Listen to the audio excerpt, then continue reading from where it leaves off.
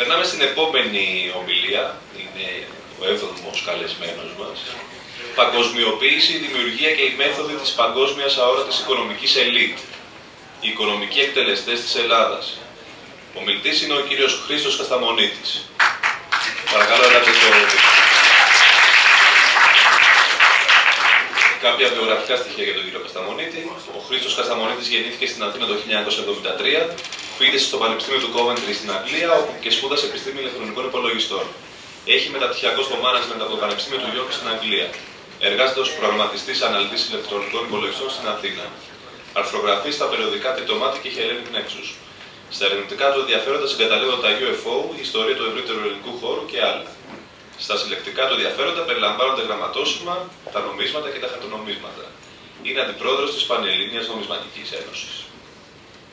Καλησπέρα. Θα το ρυθμίσω εγώ.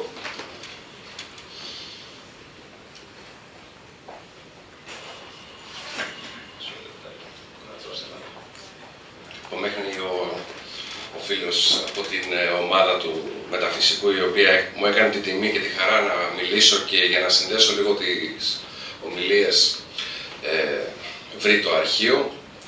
Στην αρχή, αν κάποιος διάβαζε τα θέματα της ημερίδας, θα έλεγε ότι υπάρχει και ένας τρελός, ο οποίος θέλει να μιλήσει για πράγματα τα οποία βλέπουμε κάθε μέρα στο δελτίο ειδήσεων των καναλιών, οικονομία, τα κλασικά, αυτά που τα έχουμε βαρεθεί.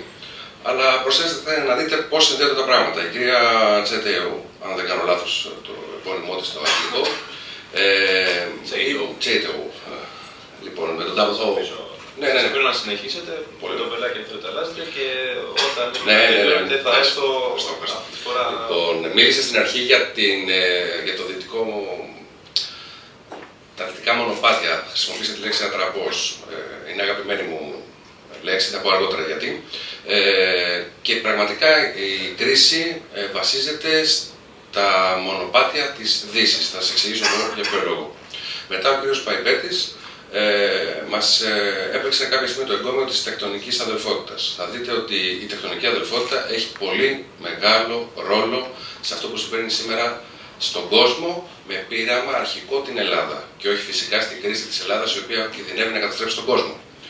Μετά μιλήσαμε για τη γεωμυθολογία, η οποία γεωμυθολογία ουσιαστικά είναι η σπηλιά στην οποία πρέπει να κρυφτούμε εάν ισχύουν τα πράγματα που εγώ πιστεύω ότι δεν ισχύουν. Ο φίλος μου ο Γιώργος Ιωαννίδης μίλησε για την ανάπτυξη του μεταφυσικού μέσα και από τους ηλεκτρονικούς υπολογιστές. Το εκλακεύω λίγο το θέμα, Γιώργο. Στην πραγματικότητα είναι πως η χαζομάρα μας σαν Έλληνες, ενώ είμαστε πάρα πολύ έξυπνοι και παρόλο που υπηρετώ τους ηλεκτρονικούς υπολογιστές, μας κάνει να πιστεύουμε αριθμούς και όχι την πραγματικότητα. Και μετά, για να το συνδέσω με τον κύριο Άγγελο Ιαννίτη, που μας μίλησε για την ύπνωση, εγώ θα πω ότι είμαστε σε καθεστώς υπνηλίας, όχι ύπνωσης. Γελάτε, κύριε φίλε Άγγελε. Θα σας πω ότι αυτή τη στιγμή μας κοιμίζουν βάσει του Μπερνάρ και της Σος Μπερνάρ και τα κλασικά αυτά, όπως βλέπετε, τις διαφημίσεις, με το καθεστώς του τρόμου, για να πιστέψουμε ότι ξέρεις κάτι, αν δεν τα κάνεις αυτά, αν δεν γίνεις Βουλγαρία, Μπαγκλαντές, Πακιστάν κτλ., θα καταστραφούν όλα. Ποιες είναι οι εταιρείες που δημιούργησαν την σημερινή κρίση? Ξεκινάμε πρώτα με τη Standard Poor's. Standard Poor's έχει εκδιωχθεί στην Ιταλία από τον Γενικό Εισαγγελέα για δικαιολόγητη υποβάθμιση. Στην Κύπρο διατάχθηκε έρευνα από τον Γενικό Εισαγγελέα για δικαιολόγητη υποβάθμιση. Στην Ελλάδα δεν κάναμε τίποτα. Η Standard Poor's ήταν η πρώτη η οποία μπήκε στο τρυπάκι το να κάνει τις υποβαθμίσεις σε μια χώρα η οποία το ξέραν όλοι από το 1981 και όχι από το 2009, ότι κατανάλωνε περισσότερα σε σχέση με αυτά που έπρεπε να καταναλώνουν. Να ξεκινήσουμε με κάποιες βασικές αρχές. Δεν είμαι φίλος της Χούντας. Τους θεωρώ ότι ήταν μια συμμορία αλητών η οποία δεν μπορούσαν να γίνουν στρατηγοί και προσπάθησαν να γίνουν στρατηγοί με κάποιο άλλο τρόπο. Ας μην βλέπουμε τα πολιτικά. Πάντως είναι αλήθεια και δεν είναι μύθος ότι το 1974 ναι μεν παραδώσανε ταμεία γεμάτα, αλλά δυστυχώς παραδώσανε μια Κύπρο άδεια, έχοντας διώξει τη μεραρχία του Παπαδόπουλου, και αυτοί οι μασόνοι, ως γνωστόν ο Πατακός ανέλαβε τον 33ο βαθμό επιτακτικά από τη μασονική κοινότητα, και ας μας διατρέψουν μετά ότι είπαν ότι τον καθαρέσανε, αδειάσαν την Κύπρο, και τώρα αυτή τη στιγμή το πετρέλαιο που θα έπρεπε να είναι κοινό αγαθό του ελληνικού έθνους και όχι της Ελλάδας και της Κύπρου, τείνει να γίνει διαμοίρασμα μεταξύ κάποιων γραφειοκρατών, οι οποίοι φάτσα κάρτα λένε στο Χριστόφια ότι την προεδρία της Ευρώπης θα την πάρει η ελληνοκυπριακή κοινότητα. Και αντί να τους εκτελέσουν, όπως κάνανε στη Σαουδική Αραβία όταν είχαν έρθει κάποιοι απεσταλμένοι του Μάου και τους είπαν για το ότι υπάρχει και αθεία και τους εκτελέσανε, δέχονται έναν Ολλανδό, έναν Ανθέλινα, να λέει ότι υπάρχει η ελληνοκυπριακή κοινότητα και η τουρκοκυπριακή κοινότητα και όχι οι Κύπριοι. Συνεχίζουμε. Η Standard Poor's, όπως ξέρετε, βγάζει ratings. Έτσι. Εδώ υπάρχουν κάποιες χώρες οι οποίες πιθανόν να μην τις ξέρετε καν. Δηλαδή, εντάξει, δεν σας θεωρώ αμόρφωτος, απλώς το Μπελίζ είναι η πρώην Βρετανική Ονδούρα. Η Λευκορωσία είναι ένα κράτος το οποίο το έφτιαξε για χάρη αστείου ο Στάλιν, είναι το Μπελαρούς που λέει εκεί πέρα μέσα. Τα Fiji Islands, θα ξέρετε οι περισσότερες κυρίες από τη διαφήμιση τη Fiji. Και το Εκουαντόρ είναι κλασικό, πίνουμε το καφεδάκι τους κάθε μέρα. Να σας πω ότι το Εκουαντόρ έχει αυτή τη στιγμή B+, όπως το βλέπετε στη τρίτη γραμμή, όταν η Ελλάδα έχει CCC, με ένα Εκουαντόρ ο οποίος τα τελευταία 12 χρόνια έχει κάνει 6 φορές χρεοκοπία. Και επίσημο νόμισμά του είναι το δολάριο. Δεν υπάρχει το νόμισμα του Εκουαντόρ. Το Πακιστάν είναι μια χώρα η οποία κάθε τόσο και λιγάκι γίνονται 500, 600, 700 εκρήξεις. Εδώ πέρα σκοτώνονται άνθρωποι. Σωρό, απλώς είναι πολύ πιο καλό, δεν παράγει τίποτα. Το Πακιστάν δεν παράγει τίποτα. Το Πακιστάν είναι σταυροδρόμι του λαθρεμπορίου της Ασίας. Υπάρχει η Γκρενάδα, το γνωστό κράτος ο οποίος ήθελε να παίξει ο Ρίγκαν για να αναβαθμίσει την δημοτικότητά του, έστειλε 10.000 Αμερικανούς στρατιώτες, σκοτωθήκαν 107 Αμερικανοί στρατιώτες από φίλια πυρά. Δεν υπήρχε εχθρός στην Γκρενάδα, για όνομα του Θεού. Λοιπόν, και έχουμε την Ελλάδα η οποία έχει πάθει υποβάθμιση CCC. Η Γκάνα, που τη βλέπετε κάτω-κάτω και είναι θετικό να είσαι κάτω-κάτω, είναι η αντίστοιχη Γερμανία της Ευρώπης. Οι υποσαχάριες χώρες βασίζονται στο επιτόκιο που έχει η Γκάνα. Η Γκάνα μαζεύει το 75% της παγκόσμιας ποσότητας του κακάο. Το κακάο και ο καφές και η σοκολάτα είναι ο χρυσός του 21ου αιώνα. Θυμηθείτε ότι σας το είπε ένας αδαής το 2012, όταν το 2022 θα πάτε να αγοράσετε με ευρώ και όχι με δραχμές που σας λένε κάποιοι σε καθεστώς ύπνωσης. Λοιπόν, θα πάρετε με ευρώ μια σοκολάτα 20 και 30 ευρώ. Για να καταλάβετε δηλαδή τι αλητίες κάνουν. Μια χώρα σαν την Γκάνα την υποβαθμίσουν για να υποβαθμίσουν όλη την Αφρική, και μια χώρα, το Εκουαντόρ, είναι πιο πάνω από την Ελλάδα, που στο κάτω-κάτω της γραφής μπορεί να μην παράγουν, αλλά τουλάχιστον τον τουρισμό έχουν περισσότερο από το Εκουαντόρ. Λοιπόν, Moody's. Τον Ιούνιο του 2011 υποβάθμισε την Ελλάδα στην κατηγορία CAA1.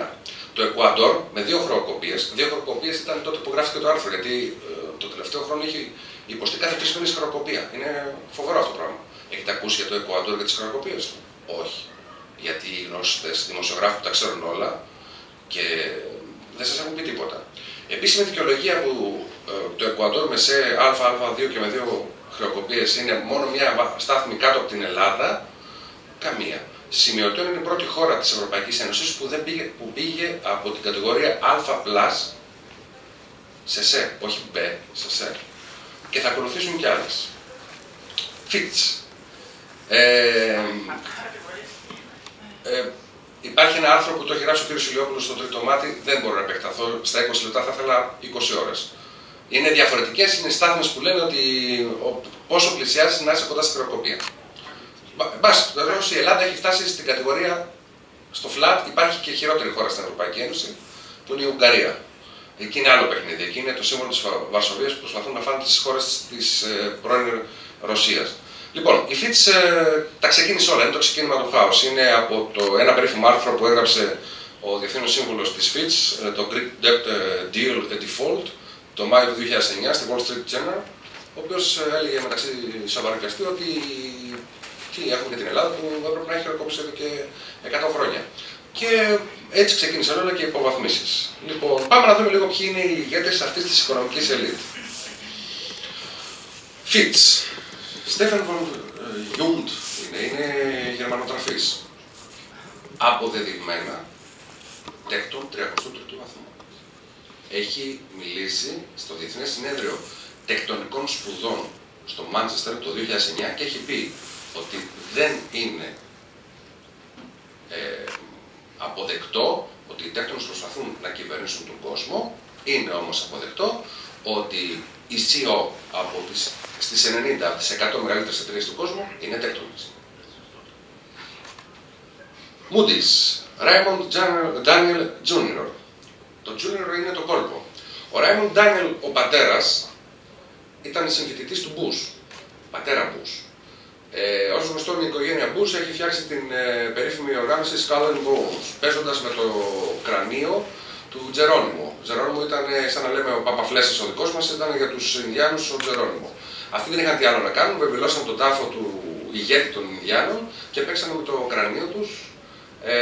Ο Raymond Daniel, ο πατέρας, ήταν συμφοιτητής και στην ίδια οργάνωση με την Skull and Bones. Οι Skull and Bones είναι αυτοί οι οποίοι χαιρετίζουν με αυτό.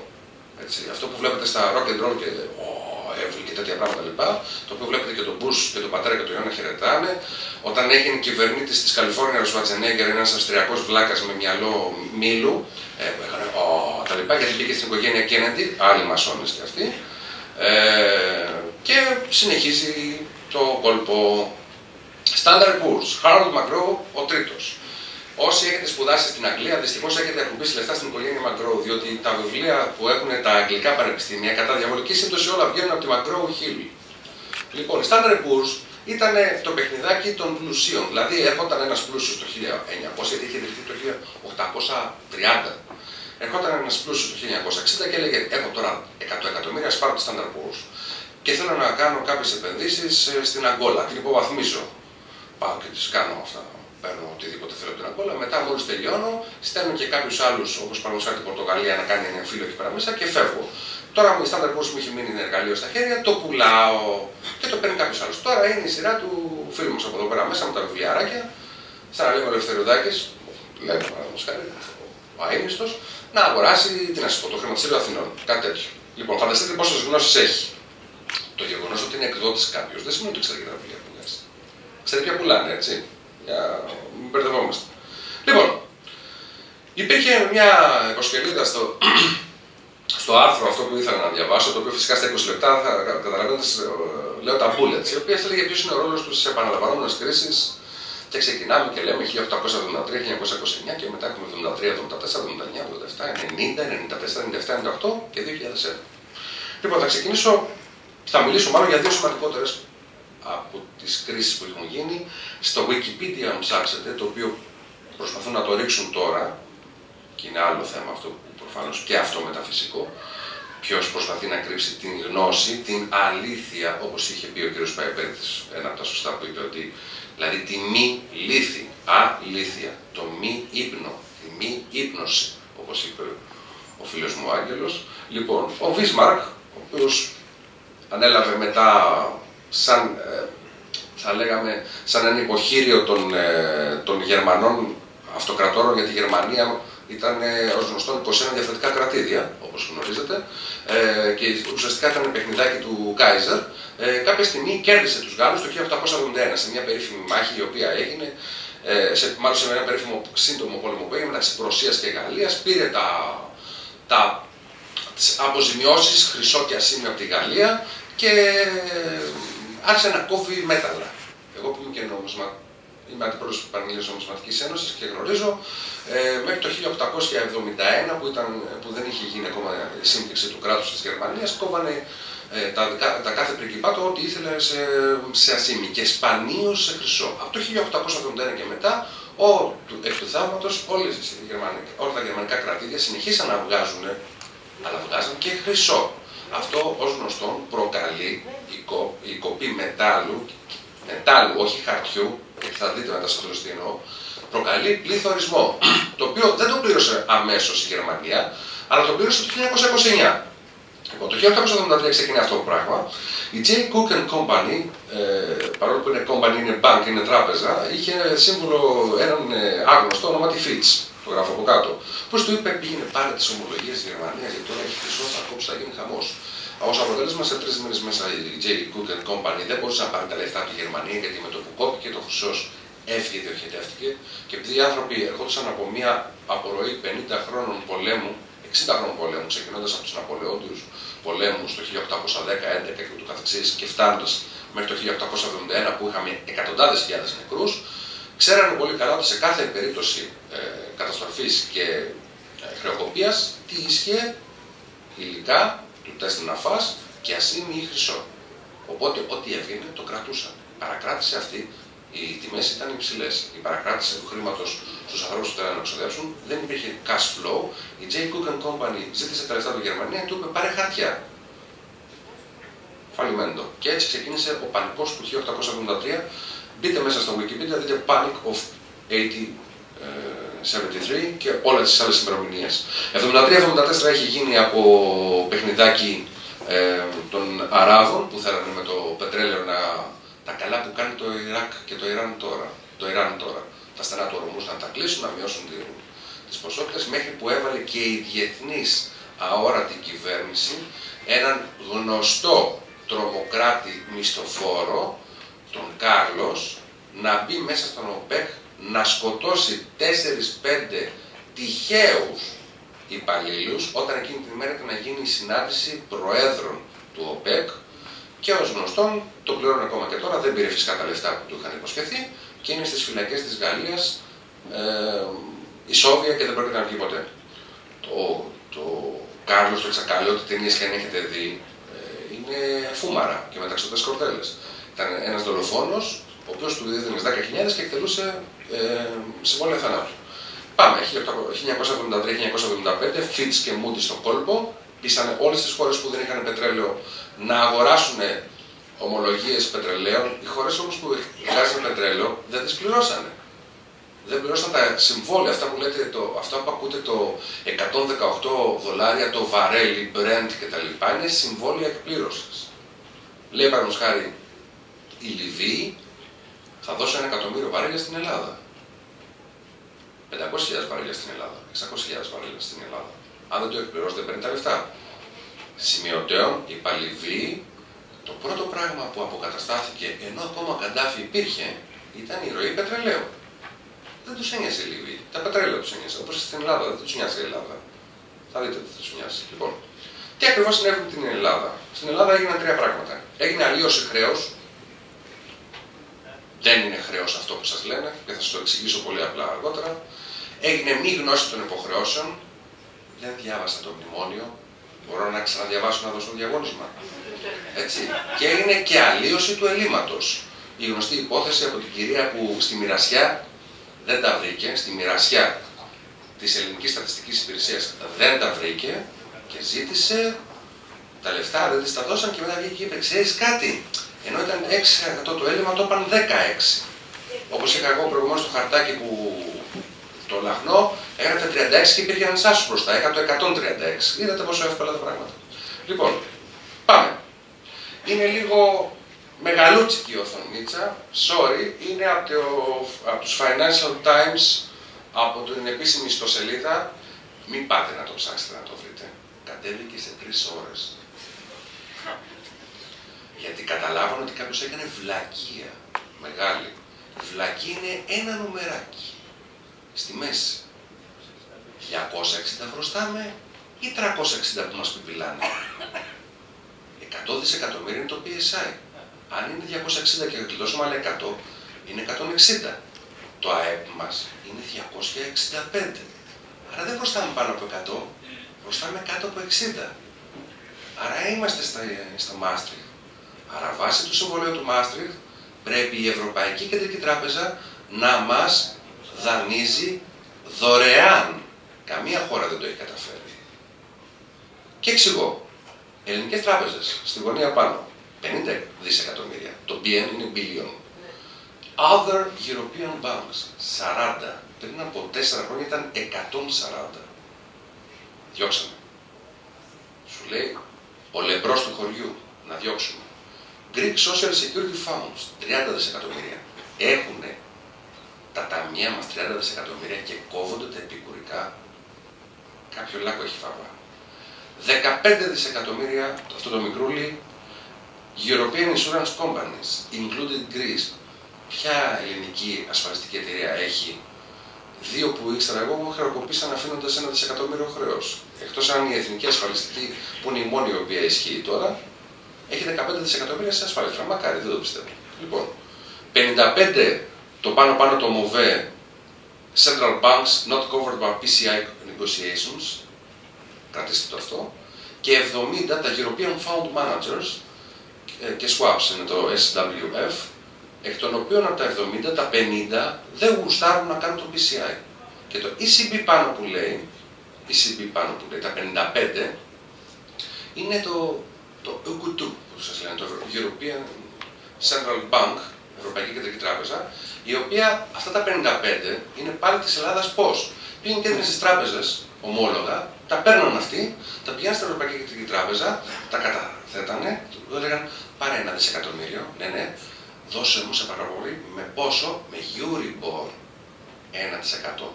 Τα παίρνανε και μετά πηγαίνουν την άλλη μέρα το πρωί, κάθε Τρίτη κάνει η 10, η Δημόσια Επιχείρηση Κρατικών Αξιών, ζητάει σαν ζήτουλας κάθε Τρίτη και λέγανε πόσα θέλεις, 1 δισεκατομμύριο, πόσα μου δώσεις, 6%. 6,5%. Και αυτό που του είχε δώσει το ελληνικό κράτος και το είχε δώσει στην Ευρωπαϊκή Κεντρική Τράπεζα και το δανειζόταν με 1%, το έδινε ξανά πάλι σε αυτό που του το έδωσε, κύκλος, με 6,5%. Βγάζοντας, όχι 5,5%, είσαστε κακοί στα μαθηματικά, 550%. Το 1 έγινε 6,5%. Λοιπόν, αν ισχύει πρώτον ότι είναι 360, τότε αυτό είναι λάθος. Τότε η Financial Times είναι για πέταμα. Δεν νομίζω. Αυτό όμως συμπεριλαμβάνεται και στο κείμενο που έδωσε προχθές ο κ. Παπαδήμας στο Υπουργικό του Συμβούλιο. Το κείμενο του Μνημονίου, το δεύτερο. Στο οποίο βρέθηκε υπουργός, ο πιο σημαντικός, μετά τον κ. Βενιζέλο, ο οποίος κράβασε τις 2 σελίδες και λέει: μπορεί να μου εξηγήσει κανένας τι είναι, γιατί δεν ξέρω αγγλικά. Και είναι ο κ. Κουτρομάνης, ο οποίος δεν ξέρει αγγλικά. Άρα δεν ξέρει τι υπογράφει. Αυτό είναι άλλο θέμα.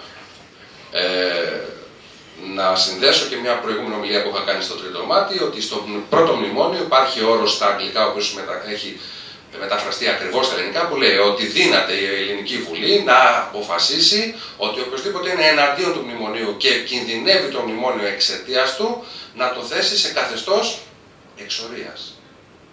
Και δεν σας το έχουν πει καθόλου. Γι' αυτό μην βγαίνετε στους δρόμους, θα σας στείλουν εξορία. Ο τρόμος που είπε ο κ. Μαγεννήτης. Πάμε. Ποιοι είναι οι Έλληνες, ποιο είναι αυτών των εταιριών. Είναι το Saba Capital Management, ο κύριος Νίκος Παπανδρέου και ο κύριος Ανδρέας Παπανδρέου. Το Saba Capital Management διαχειρίζεται από μια εταιρεία, η οποία στο Διοικητικό Συμβούλιο υπάρχει ο Νίκος Παπανδρέου, ο Ανδρέας Παπανδρέου. Καλό είναι που ο κύριος Καμένος, προσπαθώντας να μην φάει ξύλο, το παίζει ανεξάρτητος και τα βγάζει στον αέρα. Είναι και δικές του πίκρες, γιατί δεν το παίξανε. Απλώς αυτή είναι η πραγματική αλήθεια. Είναι ο πρώην πρόεδρος της Κώστα Ρίκα, ο οποίος εκδιώχθηκε για κατάχρηση εξουσίας και ότι έχει φάει λεφτά από την Κώστα Ρίκα. Και μέσα ο κ. Ανδρέας και ο κ. Νίκος Παπανδρέου. Είναι το CapView, το οποίο το έχει κάποιος Θεοφάνος. Προφανώς είναι Κύπριος. Δεν έχει σημασία. Έλληνες Κύπροι, αυτό είναι η ιδέα. Είναι το OGF Capital Management, το οποίο παίζει με το ελληνικό χρέος, το οποίο αυτό είχε ακουστεί ότι υπήρχε κάποιος Ρωσόλυμος. Θα τον είχατε ακούσει από τον κύριο Φουράκη που έλεγε ότι έρχεται και ένας Ρωσόλυμος της ομάδας Ε, που πιστεύετε ότι υπάρχει ομάδα Ε. Τέλος πάντων, να μην πω καμία κουβέντα. Λοιπόν, αυτός είναι ο Έλληνας της ομάδας Ε. Τα παίρνει η ομάδα Ε, θα τα μαζέψει όλα, θα τα σβήσει και μετά οι Έλληνες θα γίνει χαμός. Είναι το διάσημο πια για εμάς, λόγω της υπόθεσης με το κούρεμα, έχει αρνηθεί Vega Asset Management, το οποίο έχει για πρόεδρό του τη Βασίλισσα Σοφία.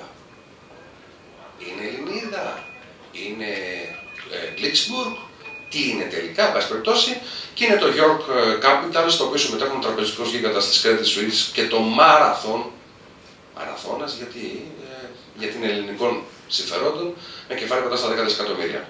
Λοιπόν, σύντομα, ποια θα είναι η κατάσταση το 2012. Είναι γνωστή η άποψή μου, την έχω γράψει, μπορεί να δυσαρεστώ φίλους και εχθρούς, δεν πρόκειται να βγούμε από το ευρώ. Το ευρώ θα το έχετε για πολλά χρόνια ακόμα στις τσέπες. Και το απευθύνω το έχετε, γιατί πιθανόν μπορεί μετά από αυτή την ομιλία να μην είμαι ακόμα στην Ελλάδα. Σου θέλω να φύγω, γιατί θα με κυνηγάνε. Λοιπόν, κύριοι, όταν χρωστάτε 365 δισεκατομμύρια, δεν θα σας αφήσουν να πάτε στην τραχμή. Γιατί αύριο το πρωί ενεργοποιείτε το χολαργό και κόβετε ό,τι γουστάρετε. Όσο είναι η ισοτιμία με το ευρώ με τη δραχμή, 30.000, κόψα 300 τρισεκατομμύρια και πάρτα. Τι σημασία έχει. Γνωστή η Ελλάδα. Ελάτε μια φορά στην νομισματική λέσχη μέσα στο ψυρί να σας δείξω τα χαρτονομίσματα των 44, των 100 δισεκατομμυρίων και των 50 δισεκατομμυρίων. Τα οποία αγοράζανε μια φρατζόλα ψωμί. Ή μπείτε στο blog μου, στο Ανοπέα Ατραπός, γιατί μου αρέσουν τα μονοπάτια, το οποίο πρόσφατα το έχω ανεβάσει, ή βρείτε μέσα στο Facebook να σας δώσω τις διευθύνσεις να τα δείτε αυτά τα πράγματα. Λοιπόν, ομοιροποίηση ήταν για 40 χρόνια. Αυτές είναι οι υπογραφές του μνημονίου. Ήταν στην αρχή για 10 χρόνια, τώρα είναι για 40 χρόνια. Και το μόνο σωστό που λέει ο κύριος Σαμαράς, που δεν τον πάω καθόλου, είναι γνωστός κυβιστής. Κυβιστής είναι ο κολοτούμπας, έτσι, αλλά να μην το λέμε τα λοιπά. Και όλοι τους είναι βέβαια ότι θα έχουμε ύφεση και πάρα πολύ. Η Γερμανία που καταστράφηκε δεν είχε ύφεση παραπάνω από ένα χρόνο, το 46, όχι το 45, το 46, που ήταν τα αποτελέσματα της δίκης στην Ιρεβέργης. Πάμε τώρα. Τέλος. Ποια είναι μια ενδεικτική λύση. Η Ευρωπαϊκή Κεντρική Τράπεζα εκτυπώνει 360 ή 260. Το αστερίσκος είναι για την υπόθεση που λέγαμε προηγουμένως. Ευρώ, τα οποία δεν τα διανύμει πουθενά άλλου, αλλά σβήνει αυτόματα το χρέος της Ελλάδας. Σημειωτέων ότι όταν σβήσει το χρέος της Ελλάδας, αν γυρίσουμε πίσω, το μοβάκι, τα 55 δισεκατομμύρια, είναι δικό της. Άρα δεν χρειάζεται να τα βγάλει αυτά τα 55, απλώς θα κάνει μια επισφάλεια. Όσοι ξέρετε από τράπεζες, απλώς θα σβήνουν και μειώνουν το δυναμικό τους. Δεν είναι τίποτα ψεύτικα. Τους άλλους μην περιμένετε να σέρθουν και 360 δισεκατομμύρια. Εδώ. Μονάδες είναι από τους υπολογιστές. Από το μεταφυσικό των υπολογιστών των αριθμών. Λοιπόν, για 30 χρόνια η Ελλάδα διανύζεται μόνο από την Ευρωπαϊκή Κεντρική Τράπεζα με Euribor και αποπληρωμή μετά το 2042. Και τα επόμενα 30 χρόνια όλα τα πλεονάσματα των προϋπολογισμών, γιατί αν σβήσει σήμερα το χρέος, κάθε χρόνο θα έχουμε συν 18 δισεκατομμύρια, τόσο είναι τα τοκοχρολήσια που πληρώνουμε κάθε χρόνο. Δεν θα τα πληρώνουμε. Μας το έσβησε η Ευρωπαϊκή Κεντρική Τράπεζα. Εμείς όμως παράγουμε κάθε χρόνο, σαν καλοί Έλληνες που είμαστε στην οικονομία, 8 δισεκατομμύρια έλλειμμα. 18 με 8 προκύπτει ένα πλεόνασμα 10 δισεκατομμυρίων. Λοιπόν, τα επόμενα 30 χρόνια όλα τα πλεονάσματα των προπολογισμών αποπληρώνουν την Ευρωπαϊκή Κεντρική Τράπεζα για το αρχικό χρέος. Άρα 30 επί 10, 300 και 55 που θα σβήσει στην Ευρωπαϊκή Κεντρική Τράπεζα, 360. Είσαι μια χαρά. Και με Euribor, και όχι να παλεύουν κάθε φορά 7%, 9%, 11%, αν δεν πήγε στη συνάντηση ο ένας 16% κτλ. Και είμαστε μια χαρά. Συνεπώς, αυτή η λύση είναι μεταφυσική. Γι' αυτό και σας το είπα στην ημερίδα του μεταφυσικού. Σας ευχαριστώ πάρα πολύ που με ακούσατε.